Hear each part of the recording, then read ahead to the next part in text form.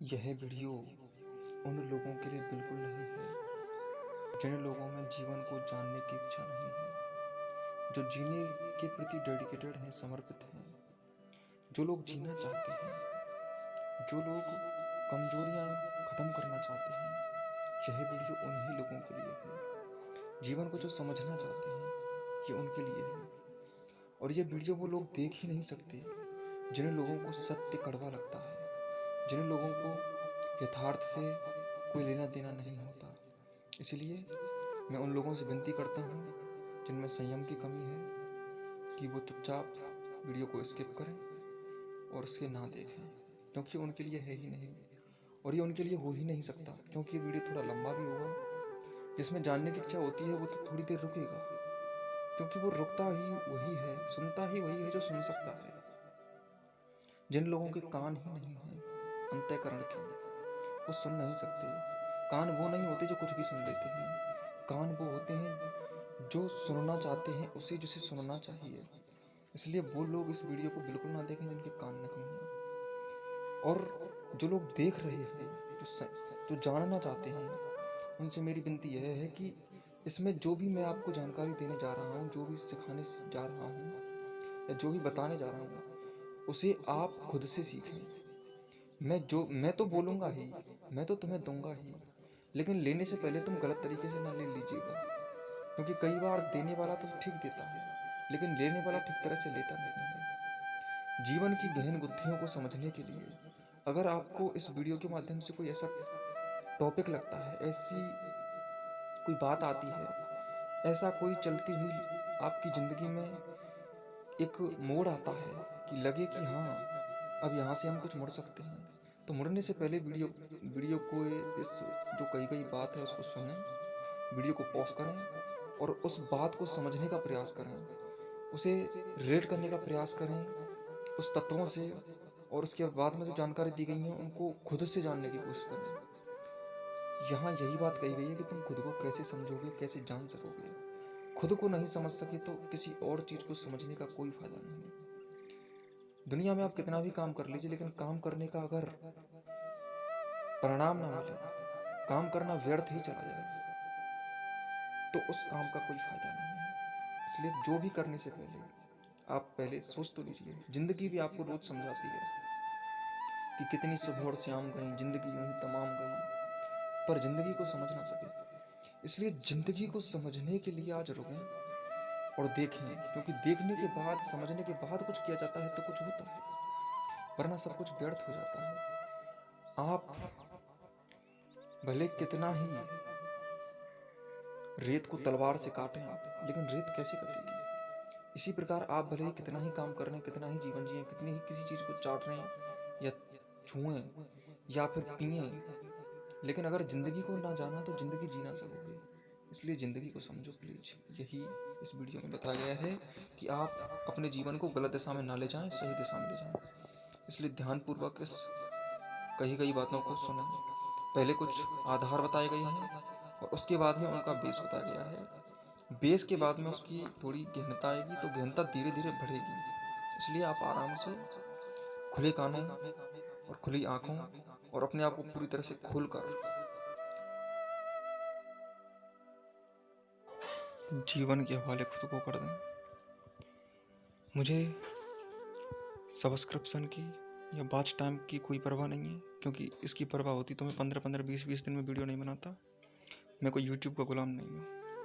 इसलिए जो लोग देख नहीं सकते वो बिल्कुल ना देखें। सबका सब्सक्राइब तो बिल्कुल ना करें, क्योंकि तुम्हें करना ही नहीं आता। जब तुम्हें जीना नहीं आता तो सब्सक्राइब क्या करोगे। इसलिए पहले जीना सीखें, बाद में सब्सक्राइब कर लेना। करने की ज़रूरत पड़े तो, वरना मत करना। मैं कोई यूट्यूब का गुलाम नहीं हूँ, मैं तो बस बातें करना चाहता हूँ। बस ध्यान से सुने।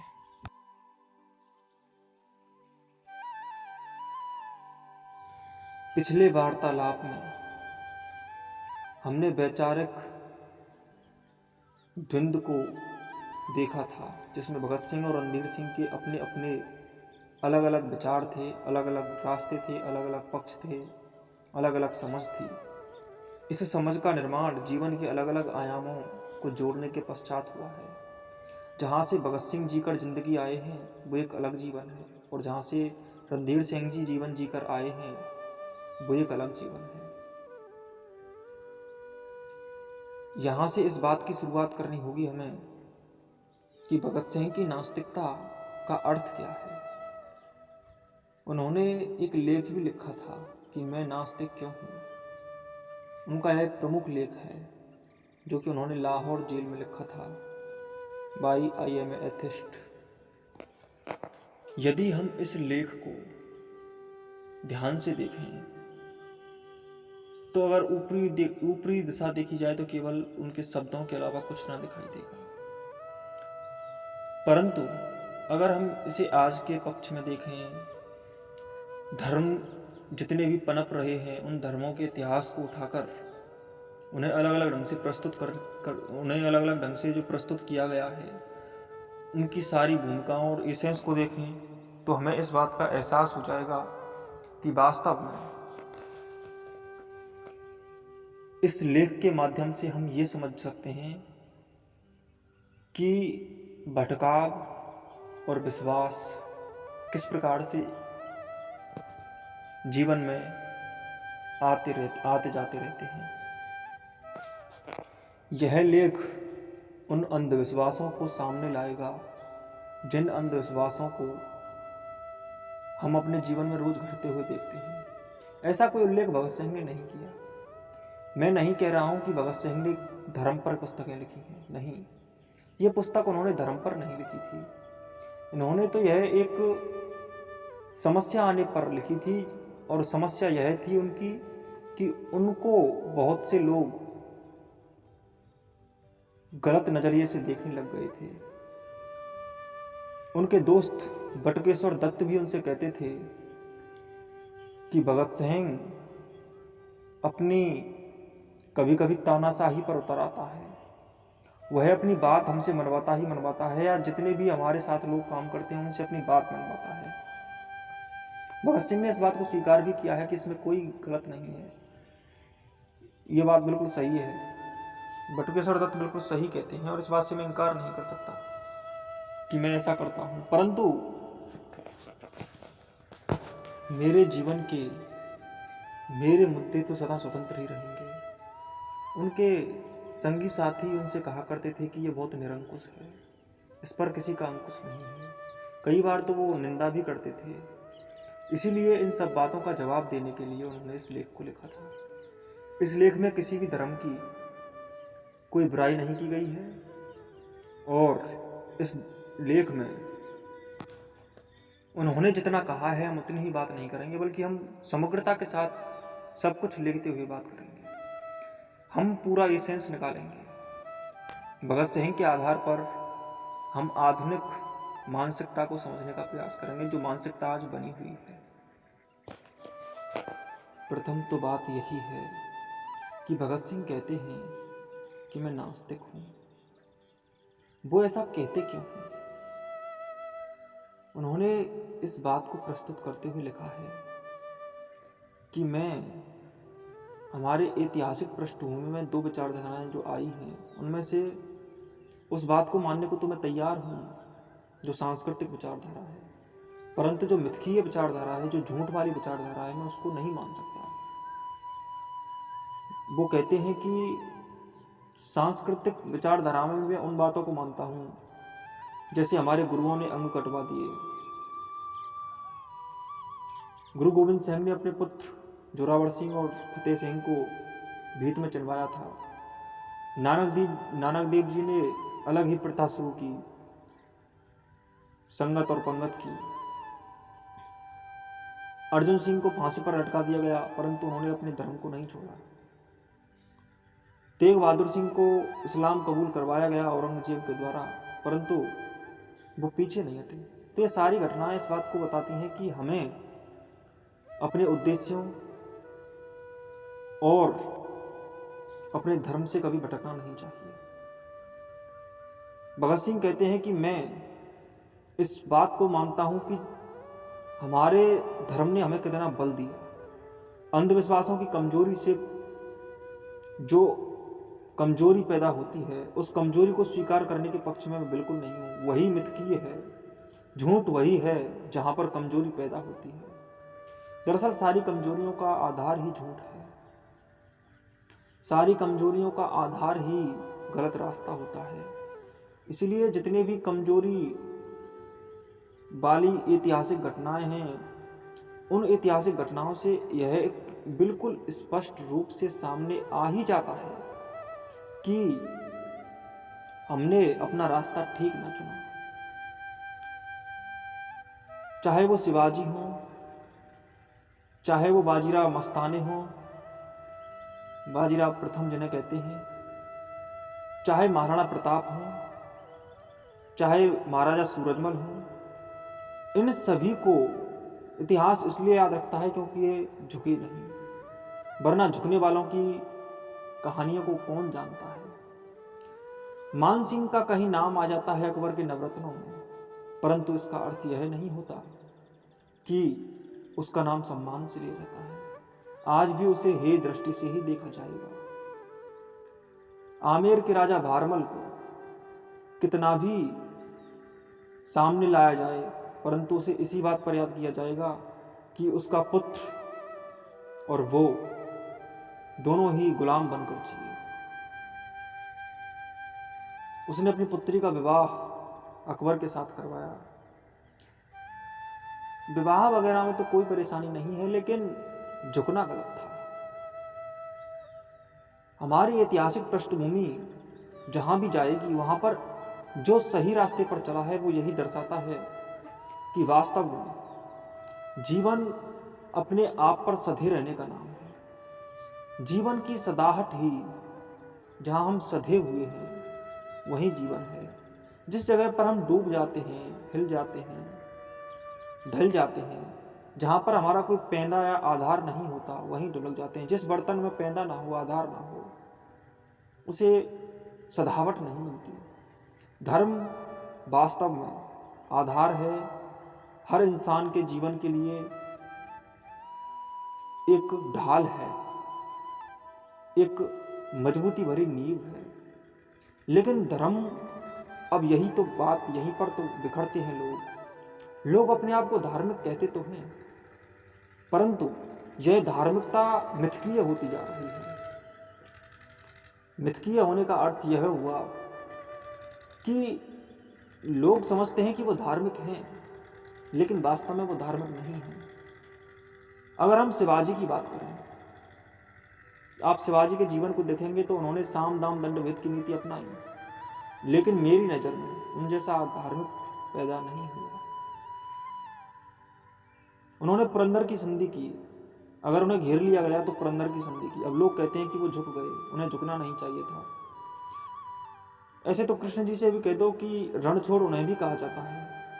कालियावन के साथ जब उनका युद्ध हुआ था तो वो भी रण छोड़कर भाग गए थे, उन्हें रण छोड़ कहा जाता है। दरअसल राजनीति का युद्ध हो रहा हो तो फिर राजनीतिक कूटनीति भी धर्म हो जाती है। इस फ्लेक्सिबिलिटी को आम लोग समझ नहीं सकते। इसलिए कभी शिवाजी जब अफजल खां को मारते हैं, या फिर शिवाजी को जब जयपुर कैद में रखा जाता है तो वहाँ से भाग जाते हैं, या फिर वो छापामार युद्ध करते हैं, सामने से वार नहीं करते, चुप वार करते हैं, तो उन्हें अधार्मिक थोड़े ही कहा जा सकता है, उन्हें अधार्मिक नहीं कहा जा सकता। परंतु वो लोग जो धर्म को ठीक तरह से नहीं जानते, वो उन्हें अधार्मिक ही कहेंगे, क्योंकि उन लोगों ने आज तक तो अपने आप को लचीला नहीं बनाया। और जिन लोगों ने धर्म को मजबूती दी, जिन लोगों ने धर्म को लचीला बनाया, जिन लोगों ने धर्म का वास्तविक अर्थ समझा, उन लोगों को अधर्मी कहा जाता है। लोग कृष्ण को कुटिल कहते हैं, लोग बुद्ध को अन्यायी कहते हैं, लोग महावीर को अनाचारी कहते हैं, क्योंकि वो नग्न घूमते हैं। इतिहास में जिन्होंने भी धर्म को वास्तविक अर्थ प्रदान करने का प्रयास किया है, उनकी धर्म के नाम पर ही सबसे अधिक निंदा की गई है। इसीलिए धर्म को समझने वाले लोगों को ही अधार्मिक कहा जाने, यदि अधार्मिक संसार कह रहा है तो क्या हम संसार को धर्मात्मा कहें? नहीं कह सकते। हम किसी लोगों को या फिर किसी विशेष मनुष्य को यह नहीं कह सकते कि यह धार्मिक है कि अधार्मिक है, और ना ही हम इस झमेले में फंसेंगे कि हम लोगों को सम्मान दें कि संसार को सम्मान दें। वास्तव में सम्मान पाने का अधिकार केवल सम्मान को ही है। सम्मान को ही सम्मान दिया जा सकता है और किसी चीज को सम्मान नहीं दे सकता। लोगों को क्या सम्मान दिया जाएगा? लोग सम्माननीय होंगे तो सम्मान दिया जाएगा, यदि लोग सम्माननीय नहीं होंगे तो सम्मान नहीं मिलेगा उनको। सम्मान कोई भीख में मांगने वाली चीज नहीं होती। सम्मान अगर किसी व्यक्ति के अंदर छिपा है जो सम्मान के योग्य है, उसे सम्मान वो भी देंगे जो देना नहीं चाहेंगे। उसके सामने तो झुकना ही पड़ेगा। उसे तो हम कितना भी कोशिश कर लें कि नहीं झुकेंगे इसके सामने, तो उसके सामने तो शीश झुकेगा खुद ही। आप जितना नकारेंगे अपने शीश को, आपकी रूह कहेगी कि झुकाओ इसके सामने शीश। आप कितना भी भाग लें, लेकिन आपको शीश झुकाना ही पड़ेगा, क्योंकि जहां सम्मान के आगे तो शीश झुकाना ही पड़ता है, और शीश सदा सम्मान में ही झुकता है। और दरअसल वो शीश नहीं होता जो सम्मान में नहीं झुकता। वो शीश हो ही नहीं सकता, वो तो अहंकार की मूर्त होता है। ऐसे अहंकारी लोगों को इतिहास ने कभी भी याद नहीं रखा। प्रेम उन लोगों से दूर दूर भागता है जो सम्मान का सम्मान नहीं करते। इसलिए हम सबसे पहले इस बात पर जोर देने वाले हैं कि धर्म क्या है। वास्तव में लोगों ने और शब्दों ने, जंजालों ने किस प्रकार से शब्दों के अर्थ बदले, किस प्रकार से लोग बदल गए। आस्तिकता और नास्तिकता, इन शब्दों को किस प्रकार से बदनाम किया गया। खैर, बदनामी की बात भी नहीं है। शब्द तो खुद एक बदनाम चीज है। शब्दों पर कौन जाए, शब्दों के कितने अर्थ लगाएं। शब्द तो झूठ है। कोई भी बात शब्द में आकर झूठ हो जाती है। कक्षा 12वीं में हमें कविता पढ़ते थे कि बात सीधी थी पर भाषा के चक्कर में टेढ़ी फंस गई। उसे सीधी करने के चक्कर में उसे तोड़ा मरोड़ा घुमाया फिराया कि या तो बात बने या फिर भाषा के चक्कर से बाहर आए। दरअसल धर्म टेढ़ा नहीं होता, सीधा होता है, परंतु शास्त्रों में, शब्दों में, संगीतों में लोगों ने उसे जो लिया है उसे टेढ़ा कर दिया है। आज लोग इतने सारे ग्रंथ पढ़ते हैं फिर भी धर्म नहीं समझ पाते। पहले गीता पढ़ते हैं, फिर सोचते हैं कि गीता में ऐसा कहा गया है। गीता कहती है कि यदा यदा ही धर्मस्य ग्लानिर्भवति भारत है। अब कुरान पढ़ते हैं, उसमें मोहम्मद साहब कहते हैं कि धर्म वही है जो कुरान में लिखा गया है। फिर हम बाइबल पढ़ते हैं, उसमें नियम अलग बदलते हैं। फिर हम उपनिषदों को पढ़ते हैं, उनमें आत्मा की, परमात्मा की बात होती है। फिर हम वेदों को पढ़ते हैं, हालांकि उपनिषद भी वेदांग ही हैं, परंतु हम इतनी सारी चीज़ों को इकट्ठा कर लेते हैं। फिर हम शब्दों में फंसते हैं कि आत्मा क्या है, परमात्मा क्या है। कुरान पढ़ जाएं, गीता पढ़ जाएं, राम पढ़ जाएं, कृष्ण पढ़ जाएं, बुद्ध पढ़ जाएं, कबीर पढ़ जाएं, क्रास्ट पढ़ जाएं, गुरजेफ पढ़ जाएं, लाओ त्सो पढ़ जाएं, मीरा पढ़ जाएं, रैदास पढ़ जाएं, किस पढ़ जाएं, किसे पढ़ें, किसे जानें, किसे समझें। वास्तव में बदनामी ही यही है, अधर्म ही यही है कि हम किसी और को समझते हैं, हम अपने आप को नहीं समझते। हम गैरों में जीते हैं, हम सदा अपने से दूरी बनाए रखते हैं, अपने आप को अपने पास नहीं आने देते। जो तुम्हारे सबसे अधिक पास है उसे तुम सबसे दूर कर देते हो। जो तुम्हारे अंदर तुम हो वो तुम्हारे इतना पास है कि उससे पास कोई हो नहीं सकता, तुम्हारे निकट कोई हो नहीं सकता, परंतु उसे ही तुम इतना दूर रखते हो। किसी इतने दूर आधार जो तुमसे सबसे ज्यादा दूर है, उस दूरी पर तुम अपनी निकटता को छोड़ देते हो। तुम समझते हो कि जो दूर है वही निकट है, परंतु वास्तव में जो दूर है उसे तो तुम पकड़ने की कोशिश करते हो, और जो दूर है वो उसे तुम कभी पकड़ ना पाओगे। और जो पास है, जिसे तुम पकड़ सकते थे, उसे तुम पकड़ने का प्रयास नहीं करते, उसी से दूरी बना लेते हो। अपने आप से दूरी बनाता गया जीवन, और जीवन ही जीवन से छूट गया। आए थे बाजार में बाजार का बाजारीकरण करने, परंतु बाजार में आकर हमारा ही बाजारीकरण हो गया। हम बाजार में जाते हैं कुछ लेने, कुछ सामान खरीदने, परंतु वास्तव में जब हम कुछ खरीदने जाते हैं, लेकिन वहाँ इतनी सारी चीज़ें देखते हैं कि हम खुद बिक जाते हैं। हम अपने आप में यह भी भूल जाते हैं कि हम क्या लेने आए थे। बाजार में रंग बिरंगी चीज़ों को देखकर हम अपने आप का होश ही नहीं रख पाते। फिर हम वो लेकर आते हैं जो हम लेने ही नहीं गए थे, और वो छोड़ कर आते हैं जिसे लेने गए थे। इस जीवन में आकर के हमें अपने आप को जानना था, परंतु हमने सदा दूसरों को जाना, गहरों को समझने का प्रयास किया, सदा दूसरों में उतरे, अपने को ठोकर मारी। दूर को निकट समझा और निकट को दूर समझा। वास्तव में नास्तिकता का यही अर्थ होता है। नास्तिक वह है, नास्तिक वो होता है जो अपने आप पर विश्वास नहीं करता। लोगों ने परिभाषाएं झूठी बना दी हैं शब्दों की। दरअसल धर्म के नाम पर जो बहुत सी बातें कही गई हैं, उन बातों में यह बात सामने आई है कि जो विश्वास करता है ईश्वर में वो आस्तिक होता है, और जो विश्वास नहीं करता वो नास्तिक होता है। सारे धर्मों में यही फंडा है। कहीं भी किसी भी धर्म पर जाकर देख लो, तुम्हें यही सुनने में आएगा कि जो ईश्वर में विश्वास करता है वही ईश्वर का जो पक्षधर है वही आस्तिक है, और जो ईश्वर का पक्षधर नहीं है वही नास्तिक है। अब यहाँ से भिन्नता शुरू होती है, यहीं से भटकाव शुरू होता है, क्योंकि परिभाषाओं में फंस गए हम। ये परिभाषा किसी एक इंसान की थी, और उस परिभाषा में हम फंसे, क्योंकि वो इंसान अलग था जिसने ये परिभाषा दी होगी। जिसने भी दी मुझे नहीं पता किसने दी, लेकिन जिसने भी दी है वो इंसान अलग था।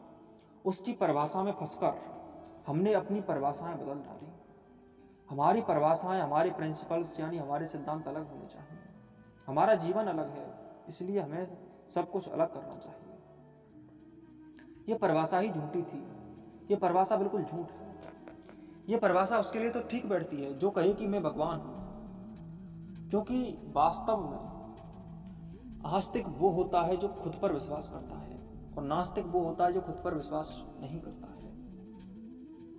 आस्तिकता एकमात्र खुद में भरोसा है, और नास्तिकता खुद में भरोसा नहीं होना है। जिस इंसान ने खुद को भगवान कह लिया वो तो यह कह सकता है कि जो विश्वास भगवान में करता है वो आस्तिक है, क्योंकि भगवान जब वही है तो खुद में ही विश्वास कर रहा है।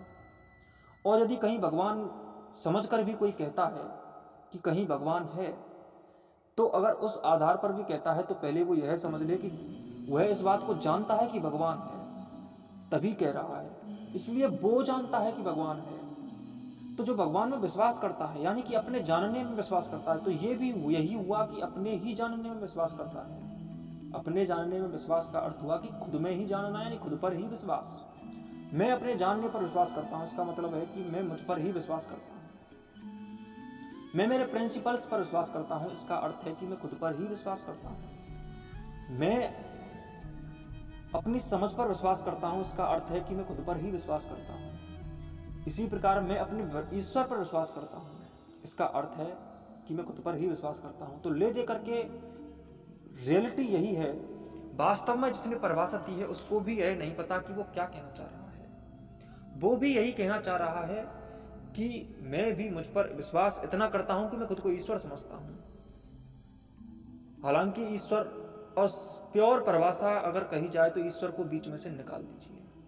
अगर ये ईश्वर बीच में ना आता तो आज ये परिभाषा झूठी ना होती, और आस्तिकता और नास्तिकता के नाम पर इतना भटकाव पैदा नहीं होता, इतने अंधविश्वासों की उत्पत्ति ना होती।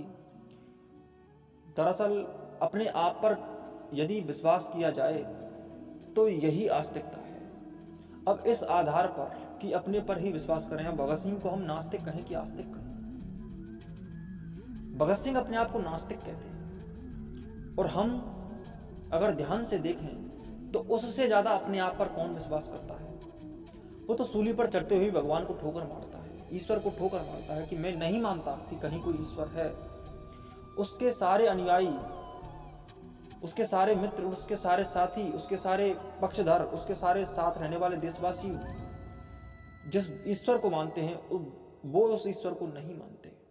वो कहते हैं कि मैं खुद पर विश्वास करता हूं, मैं इस बात को अच्छी तरह से जान चुका हूं कि ईश्वर नहीं है। हालांकि ईश्वर है कि नहीं है इस बात का भी भगत सिंह को कोई पता नहीं है, लेकिन उन्हें इतना पता है कि जीना खुद में चाहिए।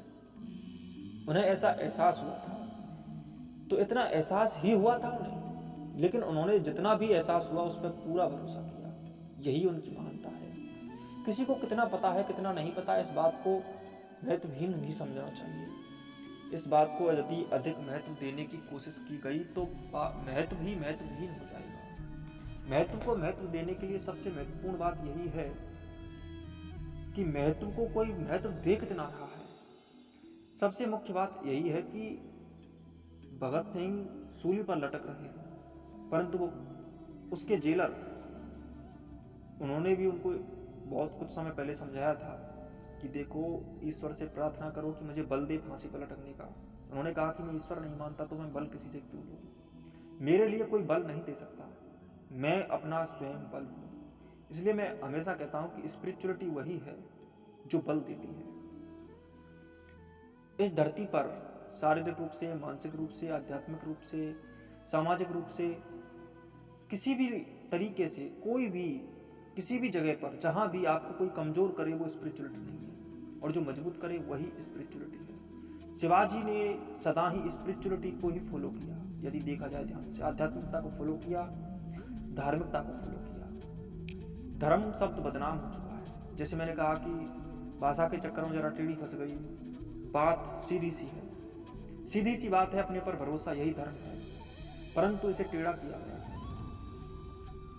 आज हम देखें ध्यान से तो बुद्धों के अनुयायी हैं। बुद्ध का अपना रास्ता था, बुद्ध अपने रास्ते से चल गए। अब उस रास्ते पर चलने के लिए कितने ही लोग बुद्ध जैसे रास्ते को अपनाते हैं, परंतु बुद्ध का रास्ता हम उनको अपनाते देखते हैं जिन्होंने बुद्ध जैसा कुछ ना देखा। बुद्ध अपने सुखों से इतना ऊब चुके थे कि अब उन्हें हर सुख की झलक चोटग्रस्त करती थी। परंतु जिन लोगों ने कुछ ना भोगा वो भी बुद्ध के रास्ते पर चल रहे हैं। इस रास्ते पर चल करके वो लोग फंसेंगे, क्योंकि वो रास्ता बुद्ध के लिए ही था, हर किसी के लिए नहीं होता। जीवन हर किसी का अलग है, तो फिर हर किसी के लिए रास्ता भी अलग ही होगा। बुद्ध का ज्ञान बुद्ध के लिए ही ठीक है, वो ज्ञान झूठा हो चुका है। उसने उस ज्ञान को बुद्ध ने चखा है। कबीर का पंथ कबीर ने चख लिया है, वो भी झूठा है। रामकृष्ण के रास्ते वो भी चख लिए हैं, वो भी झूठे हैं। अपना रास्ता अपने लिए खुद ही बनाया जाता है, सदा खुद पर खुद ही भरोसा किया जाता है। अपने आप पर विश्वास करने से ही मनुष्य सच्चे अर्थों में आध्यात्मिक बनता है, सच्चाई में उतरता है, अपने आप में उतरता है। जिस रास्ते को तुमने तैयार ही नहीं किया वो तुम्हारे लिए हो नहीं सकता।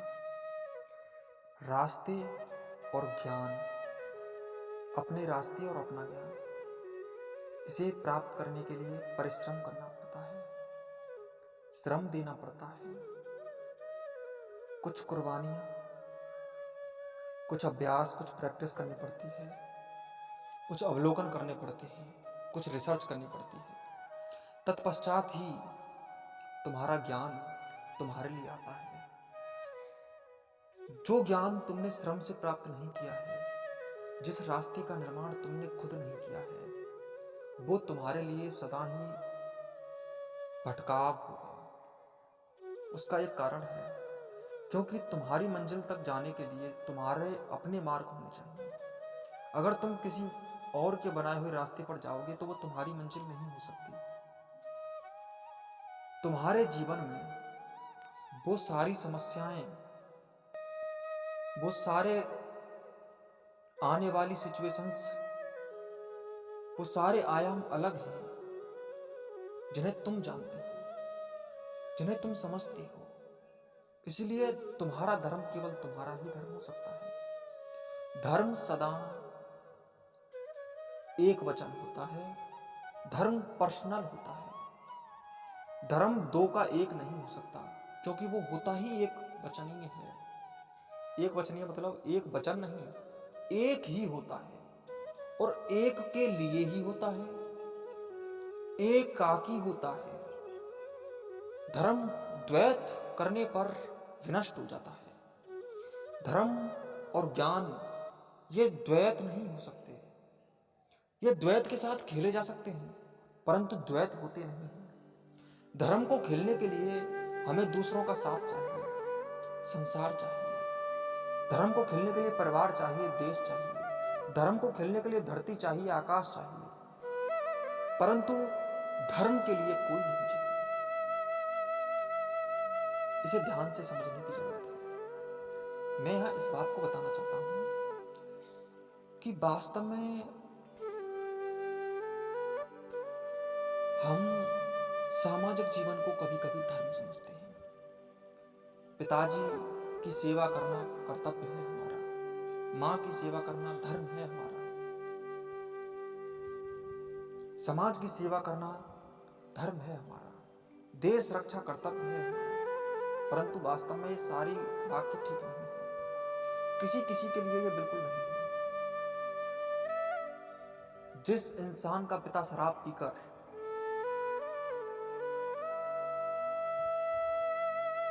घर का माहौल खराब करता है, घर में झगड़े फसाद करता है, घर को बदनाम करता है, क्या उससे भी एक पुत्र का यही धर्म होता है कि वो उससे मीठा बोले? पिताजी से कभी भी इतना भी ना कहे कि आप शराब क्यों पीते हो। उससे तो यह कहो कि पीता रहो,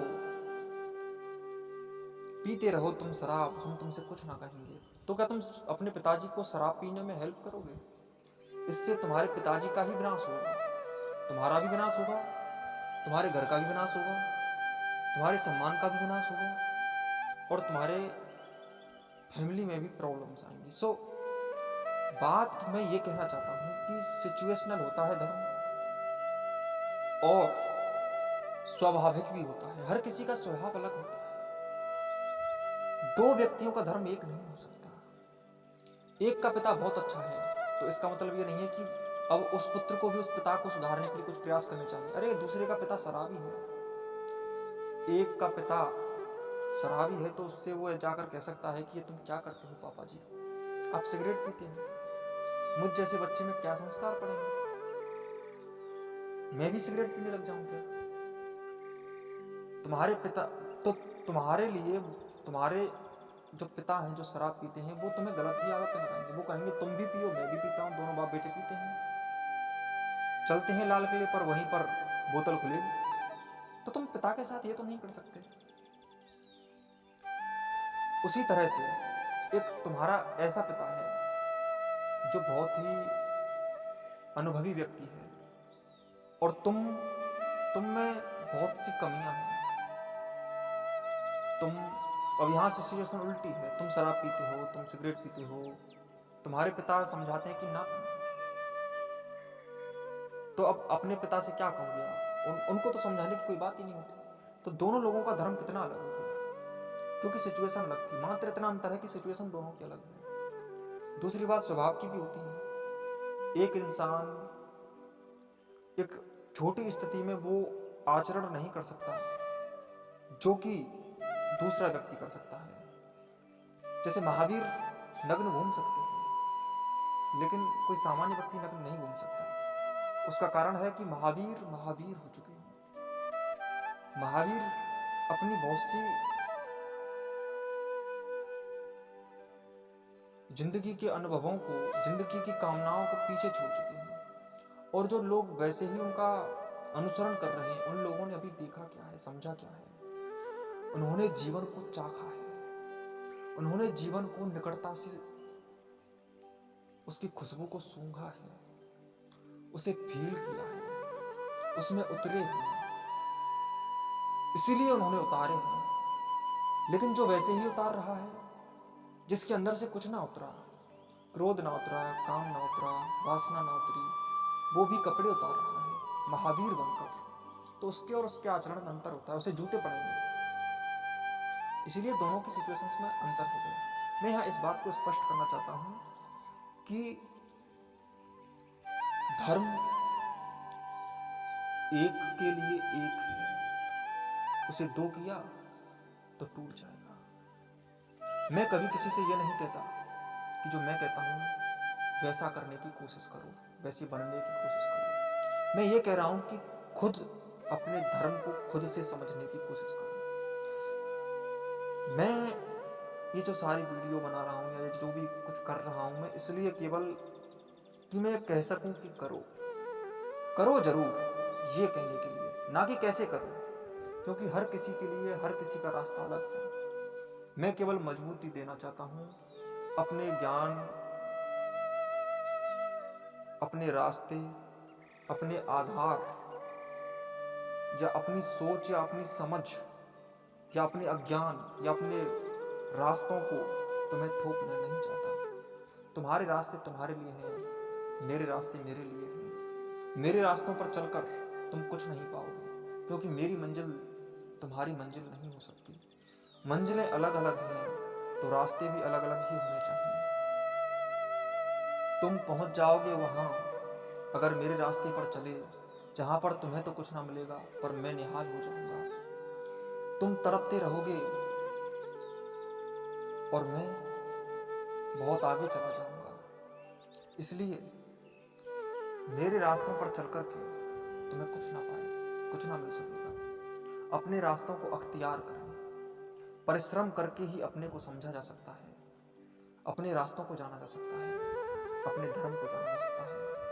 कितनी सरल और सीधी सी बात है कि खुद को समझना पड़ता है, और कितनी क्लिष्ट हो जाती है कि आज तक कोई अपने को ही समझने के लिए तैयार नहीं होता, सदा दूसरों को देखकर खुद समझता है।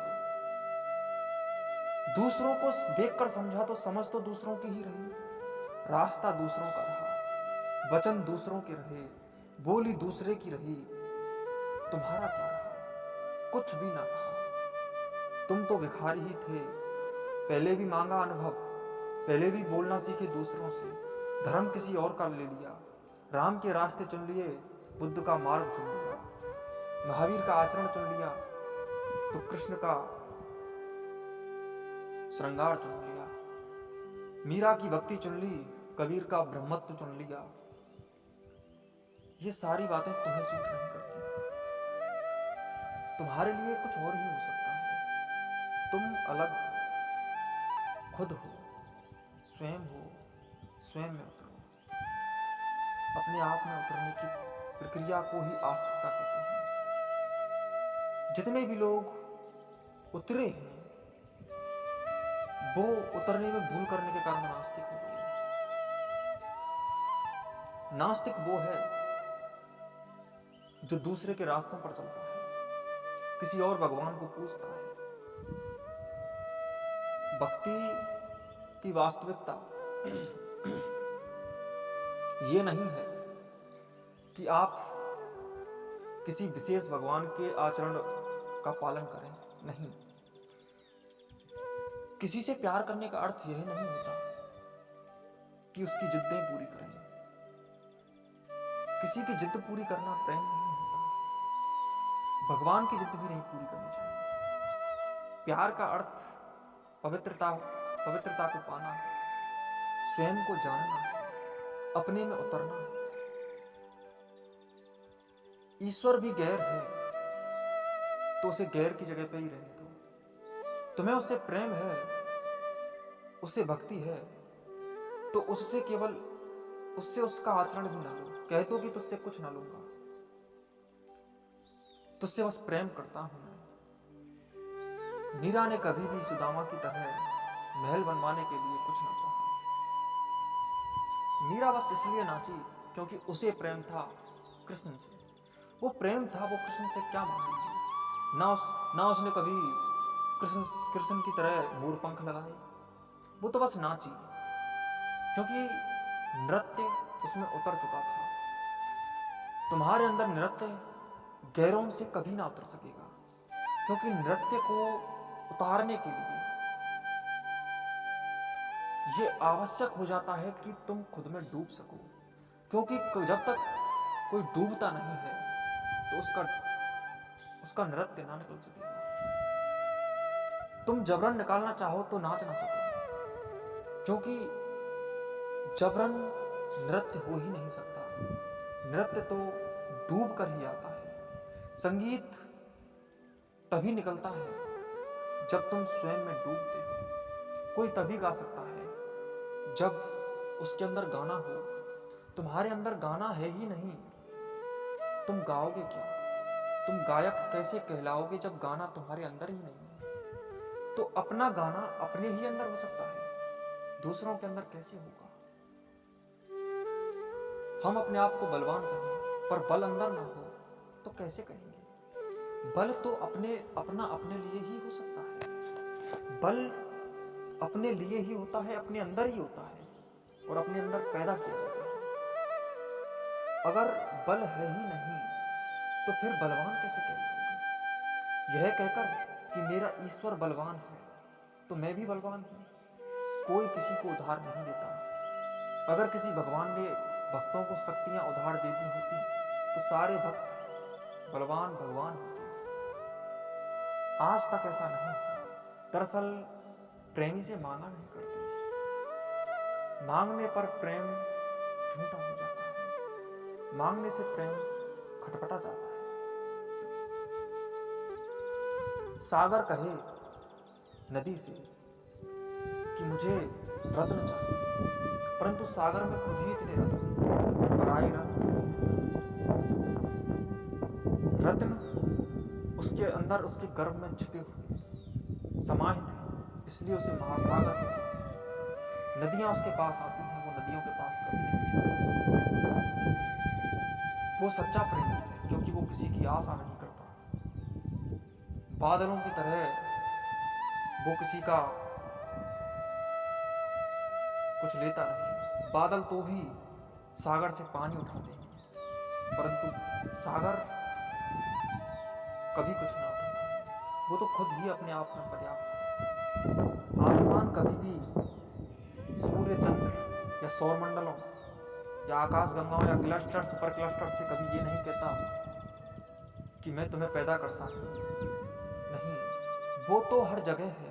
धरती पर भी स्पेस है, बृहस्पति पर भी स्पेस है, सौरमंडलों में भी स्पेस है, सरस्वती सुपर क्लस्टर में भी स्पेस है, सारे क्लस्टर्स में स्पेस है, क्योंकि स्पेस से ही सौरमंडलों और ब्रह्मांड के समस्त ग्रहों, उपग्रहों, सब कुछ की उत्पत्ति हुई है। अस्तित्व जो फिजिकली उपस्थित है उसकी उत्पत्ति ही स्पेस से हुई है, आकाश से हुई है। आकाश सब जगह है, आकाश व्याप्त है हर जगह, क्योंकि वो व्याप्य है, व्यापक नहीं। वो सब जगह समाहित है, हर जगह उपस्थित है। स्पेस बिना कुछ ना होता है। घर में, कमरे में भी जगह होती है, स्पेस होता है, हर जगह स्पेस है। पेन ड्राइव में भी स्पेस होता है तो कुछ आता है। जहां भी स्पेस है, जिस जगह भी स्पेस है, उससे ही उत्पत्ति हुई है सबकी। स्पेस में सब कुछ समाया है, क्योंकि स्पेस सब में समाया है। स्पेस के बिना कुछ नहीं। स्पेस किसी से कुछ नहीं चाहता, वो अपने आप में पर्याप्त है। जब तक स्पेस नहीं होता, इन सारी चीजों की उत्पत्ति नहीं होती। इसका अर्थ यह हुआ कि ये सारी जो अस्तित्वमान ग्रह उपग्रह हैं, ये सारे स्पेस पर डिपेंड हैं, क्योंकि ये व्यापक है, वो व्याप्य है, समाहित है, हर जगह है। भले ही आसमान में कितने ही ब्लैक होल पैदा हो जाएं, भले ही आसमान में रोज ग्रह फटें, मरें, रोज होता है ऐसा, रोज सौर मंडलों का विनाश होता है, रोज विकास होता है। विनाश विकास की प्रक्रिया इस अनंत आसमान में होती रहती है, परंतु उस पर कोई फर्क नहीं पड़ता। वो ऐसा ही रहता है, इक्वल रहता है, समान रहता है, क्योंकि वो अपने धर्म में स्थित है, अपने आप में स्थित है। प्रकृति की वस्तु को देखें हरेक को तो वो अपने धर्म का पालन कर रही है, परंतु इंसान ऐसा हो गया है कि वो दूसरों के धर्मों का पालन कर रहा है। प्रकृति सिखाना चाहती है। सन्नाटा भी बोल रहा है कुछ, उसे सुनने की जरूरत है। सन्नाटा क्या बोलता है? यही कि तुम हो। जब कोई भी मनुष्य सन्नाटे की आवाज सुनने लगता है, शांति की भाषा जब किसी को समझ में आने लगे तो उसके अंदर संगीत पैदा होता है, उसके अंदर फूल खिलते हैं, उसके अंदर इंद्रधनुष उठते हैं जिनका गहन रंग होता है, उसका जीवन रंगीन हो जाता है, उसे अलग अलग तरह की खुशबुएं आने लगती हैं। इसीलिए तब तक खुशबू ना आ सकेगी जब तक तुम स्वयं में स्थिर ना हो जाओ। अपने आप को समझना, अपनी वास्तविकता को जानना, यही आस्तिकता है। अपनी वास्तविकता ही आस्तिकता है, यही धर्म है। और अधर्म यही है कि हम दूसरे को जान रहे हैं। लेकिन थोड़ी फ्लेक्सिबिलिटी अब इससे आगे बढ़ती है, थोड़ा सा समझने की जरूरत होती है। कई बार क्या होता है कि हम अपने में उतरने के लिए गैरों को सीढ़ी बनाते हैं। जैसे ईश्वर से कोई प्रेम करता है तो किसी ईश्वर को हमने सीढ़ी बना लिया स्वयं को जानने की। वास्तव में हम भक्ति इसलिए करते हैं कि खुद को जान जाए। भक्ति ने लोगों को इतना बदनाम किया है, लोगों ने भक्ति को कि सोच नहीं सकते आप। भक्ति में ऐसे खोए हैं कि वो गैरों में ही खोए हैं। वास्तव में उन्होंने भक्ति तो की ही नहीं, आनंद तो उठा ही नहीं। आनंद अपने से ही उठ सकता है, आनंद हम में ही होता है और बाहर से कभी आनंद नहीं आता। आनंद यदि हमें आ रहा है तो वो बाहर से कैसे आ सकता है? आनंद हम में ही होता है, हम उसे पैदा करते हैं, जगा देते हैं। आज तक जितने भी आनंद पैदा हुए वो सारे हम में ही जाते हैं। वास्तव में भोजन में कोई स्वाद नहीं होता। जब छोटा बच्चा पैदा होता है तो वो नहीं जानता कि मीठा कैसा होता है, कड़वा किसे कहते हैं, किस प्रकार से बच्चा सीखता है इन स्वादों को। वो गैरों से ही सीखता है। मीठा उसने गैरों से सीखा। लोगों ने कहा कि ये मीठा है, चीनी मीठी है, मिठाई मीठी है, तो उसने मीठा नाम दे दिया। कड़वे क्या हैं, उनको कड़वाहट दे दी। खट्टे क्या हैं, उनको खट्टा बना दिया। उसने संतरे खाए तो उनको खट्टा कह दिया। तो इन सारे स्वादों की उत्पत्ति उसे बाहर से मिली, ये नाम भी उसे बाहर से मिले। उसके अंदर ऐसा कुछ ना था कि वो स्वादों को देखता। वास्तव में उसने जैसे ही कुछ खाया मीठा, तो उसके अंदर जो मिठास उत्पन्न हुई, तो मिठास तो उसके अंदर ही थी ना, वो उसकी लार में भी नहीं थी, वो उसके वाइब्रेशंस में थी, उसके प्राणों में उतरी हुई थी। मीठी चीजें प्राणों में उतरती हैं तभी मिठास आती है। एक इंसान, दरअसल एक यूएसए में एक रिसर्च हुई थी, मुझे उसका नाम तो याद नहीं है। दरअसल एक आदमी पर रिसर्च हुई थी कि उसको दूसरे दिन फांसी होनी थी और उसको स्वादिष्ट खाना दिया गया, परंतु वो बहुत डरा हुआ था क्योंकि उसको फांसी थी और उसकी फांसी कैंसिल भी हो गई थी। लेकिन उसे उस दिन बताया नहीं क्योंकि रिसर्च करनी थी। उसे उठाया गया था रिसर्च के लिए और तय हो गया था कि इसने मर्डर किया है। वैसे ही उल्टा पुल्टा जुर्म लगा दिया उस पर और तय कर दिया गया कि कल सुबह फांसी होनी है। उसे जेल में रखा गया। उसके बाद में उसे जब रात को भोजन दिया गया तो एक तो वो सोच रहा था कि मैं बेगुनाह हूँ, मुझे यूं ही फांसी हो रही है, तो उसे जिंदगी से घृणा हो गई, उसे कानून से घृणा हो गई, उसे हर चीज से घृणा हो गई। उसे भोजन दिया गया, मीठा दिया गया, खट्टा दिया गया, उसे कोई स्वाद ना आया किसी चीज में। इससे यही सिद्ध होता है कि स्वाद का निर्माण मनुष्य स्वयं करता है। हर स्वाद उसके अंदर है, उसके वाइब्रेशंस जो होते हैं उसी की तड़प होती है। हमें स्वाद भी तभी आता है जब हम स्वाद लेते हैं। हम स्वाद ना लें तो स्वाद ना आएगा। हम समझते हैं कि किसी स्त्री में काम उपस्थित है, नहीं, जब हमारा काम तड़पता है तो स्त्री में वो काम दिखता है। हम किसी कामनी को काम देते हैं तो वो हमारे लिए कामनी बनती है। अगर हम किसी कामनी को काम ना दें तो वो कामनी होने के बाद भी हमारे लिए किसी काम की काम नहीं आती। उसका कारण यही है कि उसके अंदर जो काम है वो हमने ही पैदा किया। दरअसल काम को महसूस कौन कर रहा है? तुम खुद। स्त्री कितनी ही कामनी क्यों ना हो, अगर तुम काम महसूस नहीं कर रहे हो, एक बच्चा जो छोटा सा बच्चा होता है उसे काम नहीं आता, तो एक स्त्री भले ही कितनी ही सुंदर क्यों ना हो, वो बच्चे के अंदर काम उत्पन्न नहीं कर सकती। अगर काम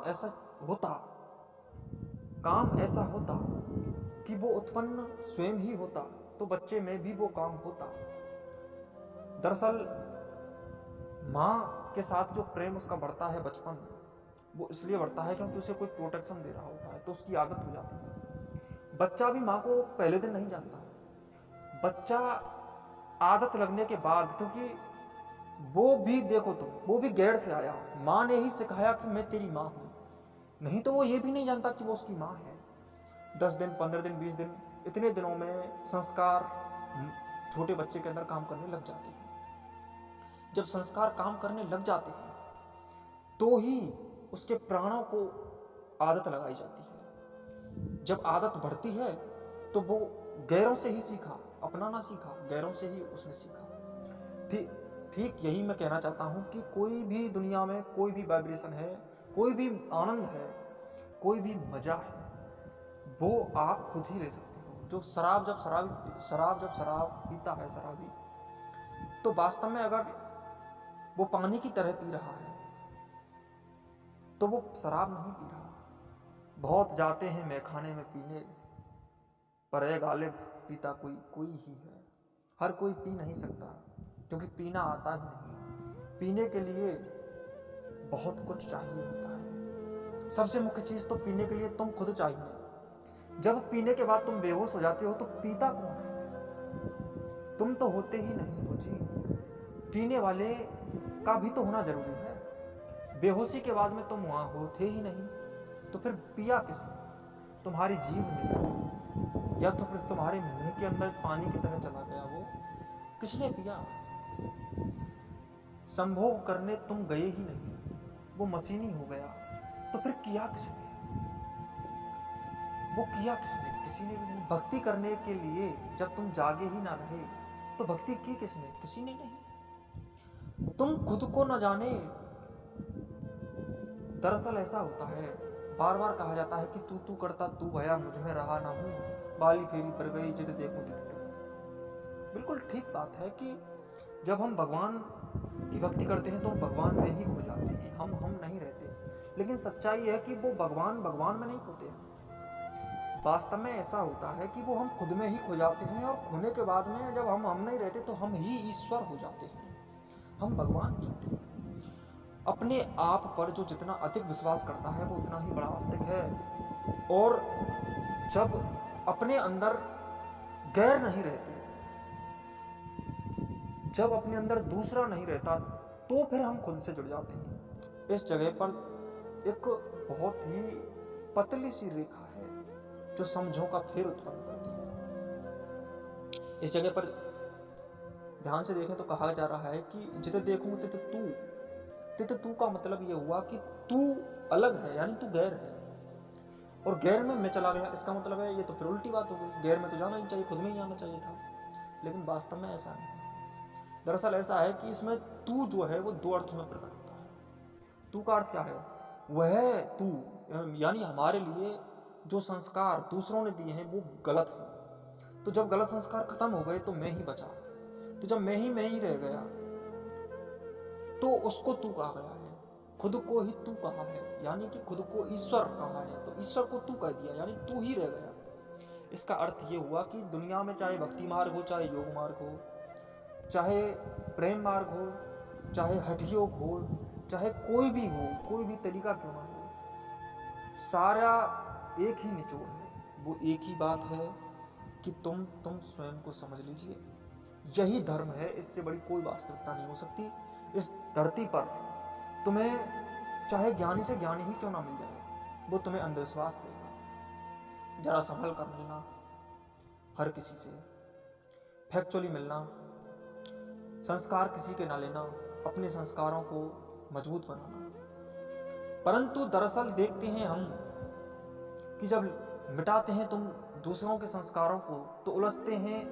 हम समझते हैं कि हम खुद को जान रहे हैं, लेकिन वास्तव में ये उलझाहट भी दूसरों की ही होती है। समझने की बात सीधी सी ये है कि अपने आप को जानने के लिए सबसे मुख्य बात यही है कि खुद में उतरें। एसेंटली कोई ईश्वर में ना उतरें, किसी के रास्ते को ना चुनें। सब रास्ते खुद तक ही जाते हैं।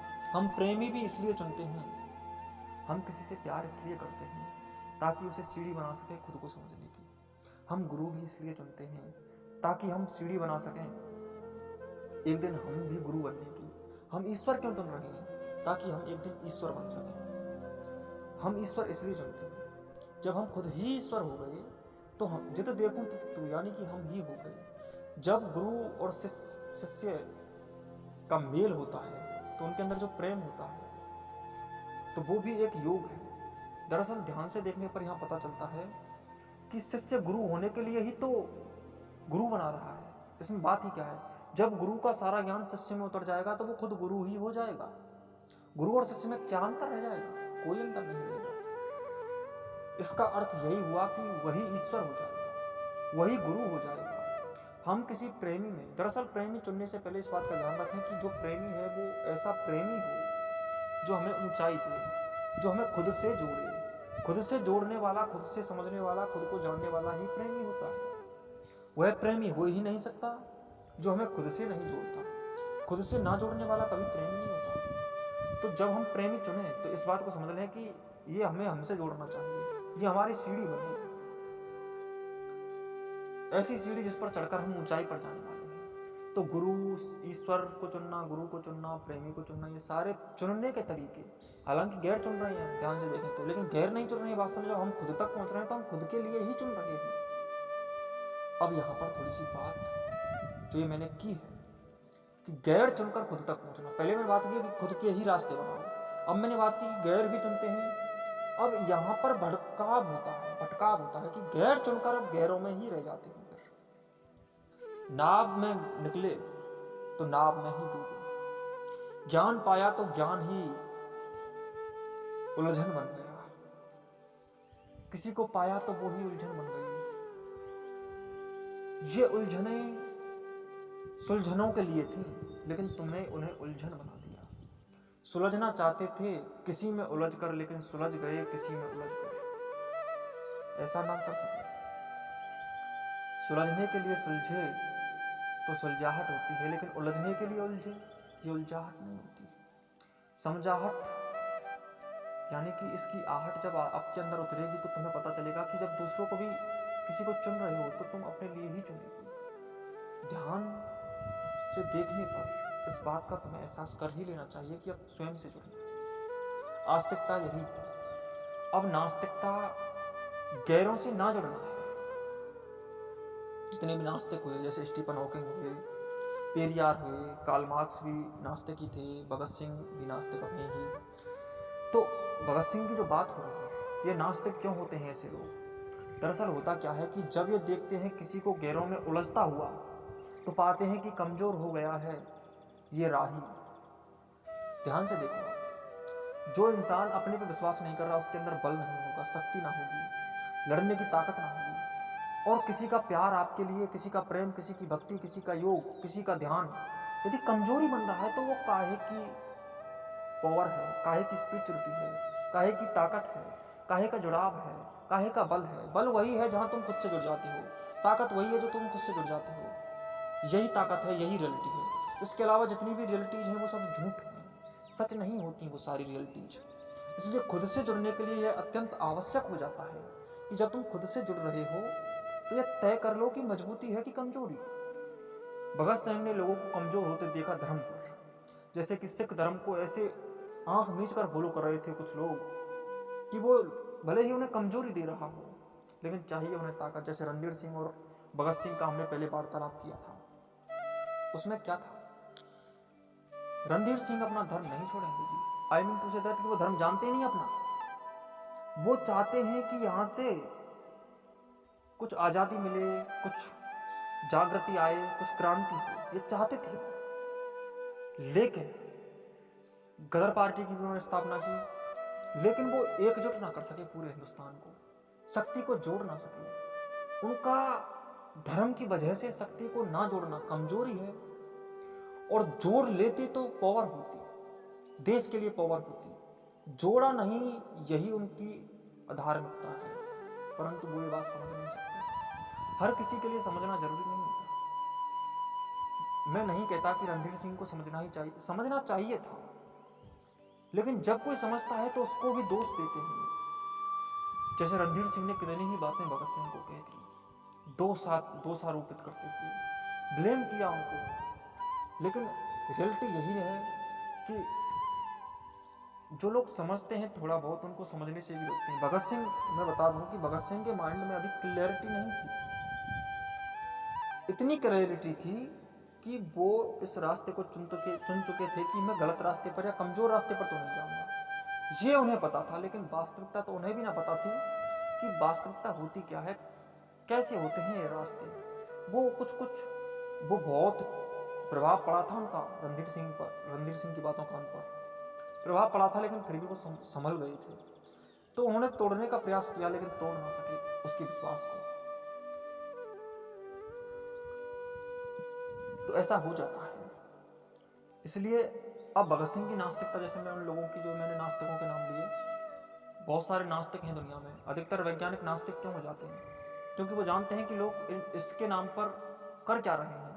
सुबह से हम मंदिरों में घंटियां बजा रहे हैं, मस्जिदों में माथा पीट रहे हैं,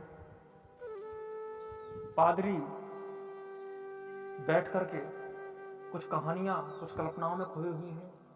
तो ये कमजोरियां हैं, ताकत नहीं है। जब ये ताकत है ही नहीं, तो फिर अगर ये ताकत होती तो दुनिया में सारे लोग, इतने लोग जो तुम्हें धार्मिक दिखाई पड़ते हैं, होते नहीं।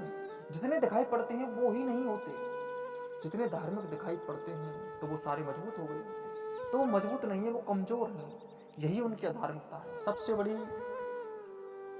अधार्मिकता है कमजोरी। निर्बलता ही अधार्मिकता है, और बल ही धर्म है। स्वामी विवेकानंद कहते थे कि जहां तुम बल मजबूत पाते हो, वहीं धर्म की खुशबू सूंघना, वरना ना मिलेगी। कहां खोजोगे तुम रेगिस्तानों में, डिजर्ट्स में फूल, वहां कैसे उगेंगे? नहीं उग सकते जब तुम खुद के आंगन में ना उतरे, जब तुमने बगीचे खुद ना लगाए। तो कहां देखोगे तुम रंगीन तितलियां, कहां देख पाओगे फूलों के गहरे प्रभावों को? जब तुम सावन में सोए रहे तो इंद्रधनुष ना देख सकोगे। हवाएं तुम्हारे रोमों को छू ना सकेंगी जब वो रोमांच करेंगी तुम्हारे साथ हवाएं। इसीलिए पहले तो इस बात का ध्यान रखना जरूरी हो जाता है कि कमजोरी आ रही है, नाच उठ नहीं रहा, संगीत बज नहीं रहा, सुर गड़बड़ा गए हैं, ताल बनता नहीं, लय आ नहीं रही, तो संगीत कहां से आएगा?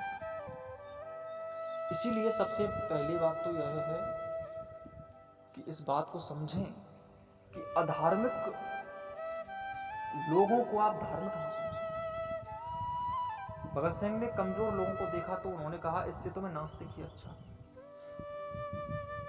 तो जितने भी लोगों ने ऐसा कहा है कि हम नास्तिक हैं, दरअसल वो खुद कुछ हद तक खुद पर विश्वास करते हैं। इसलिए जो कहते हैं कि हम आस्तिक हैं, वो कम से कम उनसे तो अच्छे आस्तिक हैं जो कहते हैं कि हम नास्तिक हैं। भगत सिंह जैसे लोग कहते हैं कि हम नास्तिक हैं, इसलिए जो लोग कहते हैं कि हम आस्तिक हैं, भगत सिंह उनसे तो आस्तिक हैं। भगत सिंह बहुत बड़े आस्तिक हैं क्योंकि वो खुद पर भरोसा करते हैं। परिभाषा बदल दी जाए कि जो खुद पर विश्वास करता है वही आस्तिक है, तो भगत सिंह ही आस्तिक है। कार्ल मार्क्स को विश्वास हो गया था कि ये प्रकृति चल कैसे रही है। हालांकि ना भगत सिंह को असलियत पता है कि ईश्वर है कि नहीं। उन्होंने तो गलत सिद्धांतों के साथ नास्तिकता को स्वीकार किया है। देखो, रियलिटी को कोई बदल नहीं सकता। भगत सिंह को यह फिक्स नहीं है कि ईश्वर है कि नहीं, ना मुझे फिक्स है क्योंकि हमने उसे देखा नहीं। हम ईश्वर स्वयं हैं, अपना प्रेमी, अपना भगवान खुद चुनते हैं, इसलिए ईश्वर के बारे में हम कुछ कह नहीं सकते।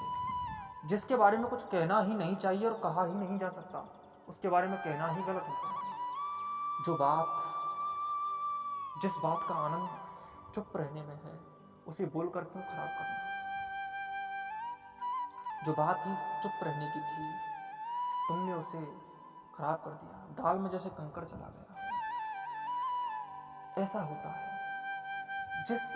जब सबसे बड़ा मजा है जब ईश्वर के बारे में नहीं पता है तो उस पर ना बोला जाए, कुछ ना कहा जाए। कार्ल मार्क्स ने जो सिद्धांत दिया कि कहते हैं कि ईश्वर, जिन लोगों ने आज तक इतिहास में जितने भी लोग हुए हैं, उन्होंने जितना भी कहा, चाहे वो स्टीफन हॉकिंग हो, जितने भी लोग हैं, उन लोगों ने जितने लोगों ने कहा कि ईश्वर नहीं है, दरअसल वो यूं ही कह रहे हैं। और जिन लोगों ने कहा है कि ईश्वर है, वो भी झूठ बोल रहे हैं। झूठ दोनों ही बोल रहे हैं। ईश्वर के बारे में जो कहे कि मुझे नहीं पता कि ईश्वर है कि नहीं है, और ईश्वर को मुझे जानना भी नहीं है, वही सच्चाई है। ईश्वर अपने लिए देखें तो हर जगह है, क्योंकि हम ही हैं, हमसे जुड़ाव ही है। ईश्वर कोई गैर है तो हमें उससे करना भी क्या,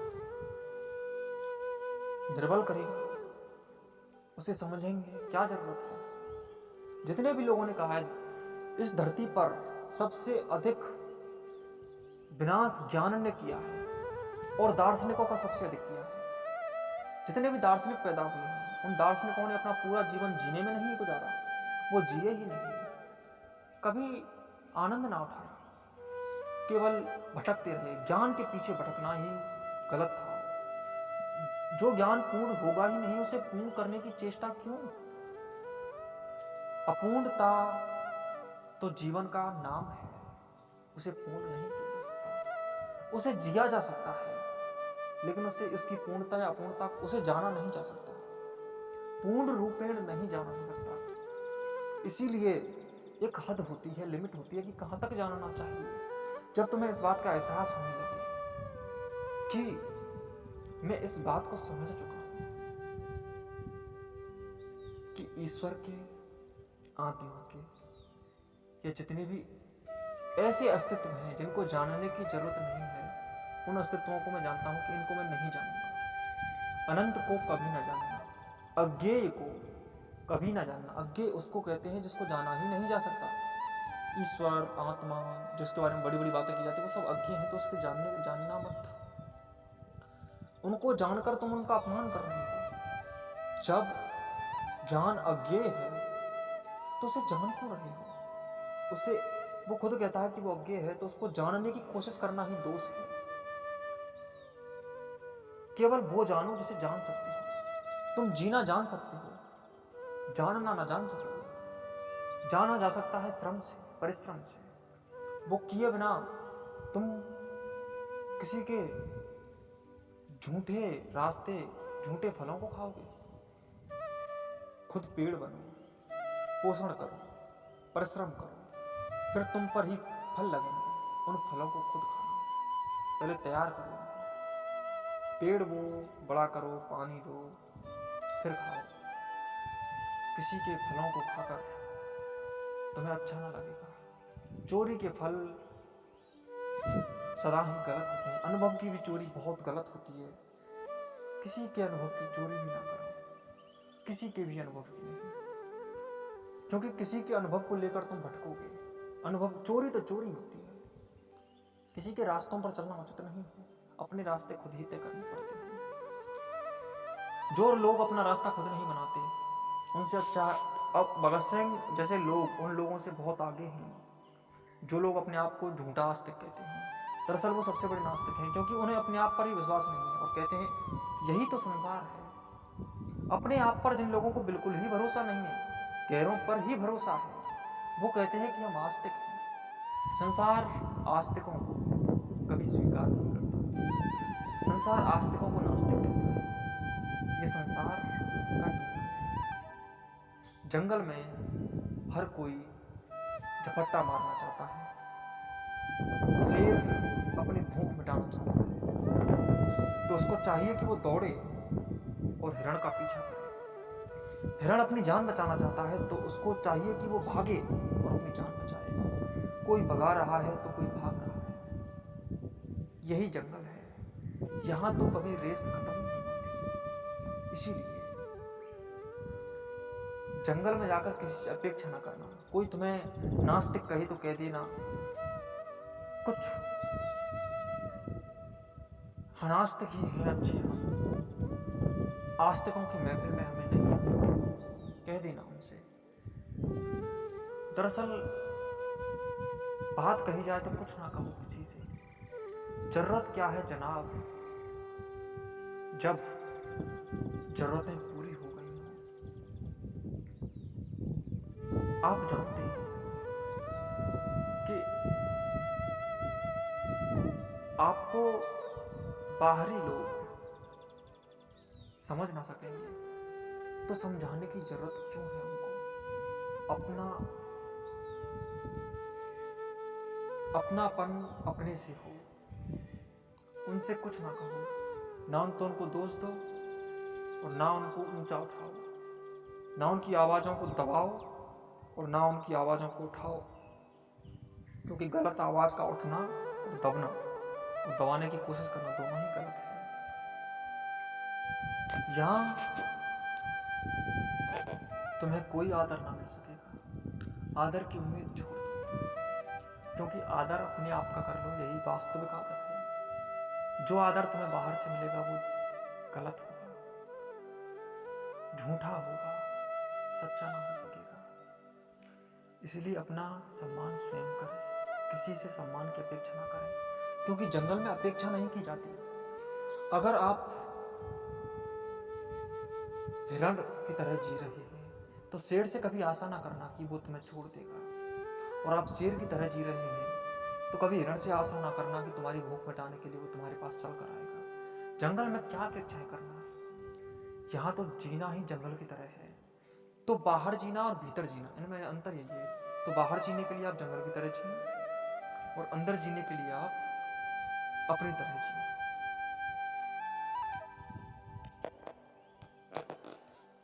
भगत सिंह जैसे लोगों का नास्तिकता की ओर गमन, जो अपने आप को आस्तिक कहते हैं, जो नास्तिक वास्तव में नास्तिक हैं, उनसे अच्छा है वो थोड़ा बहुत अपने पे बिलीव करने लगे हैं। पूर्ण रूपेण नहीं, लेकिन कुछ हद तक तो करते ही हैं। इसीलिए उनसे कम से कम ये मार्ग बहुत अच्छा है। अरे डूबे तो महासागर में डूबे, नाव में तो न डूबे। डूबे तो अज्ञान में डूबे, ज्ञान में तो न डूबे। उसको तुम क्या कहोगे जिसे ज्ञान था परंतु ज्ञान भी पार ना कर सका, ज्ञान में ही उलझ गया। ऐसे लोगों के ज्ञान का भी अर्थ ठीक नहीं होगा। कुछ लोगों का ज्ञान ही उनका ज्ञान होता है। शेष बातें कल करें।